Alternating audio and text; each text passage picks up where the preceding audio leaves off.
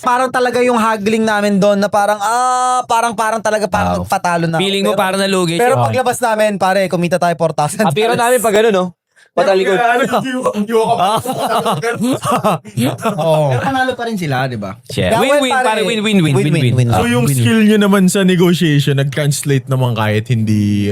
Oo naman. Oo naman, pare. Siguro yung play. Kasi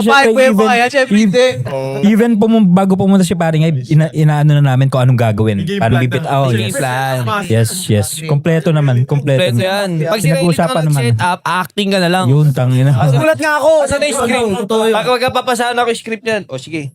Nagulat nga ako, pare. Kasi yung first, ito nasa vlog naman na ni Vukum. The first ever video na ginawa namin, which is yung nakuha ko, I took it for 16,500 yung dalawang relo.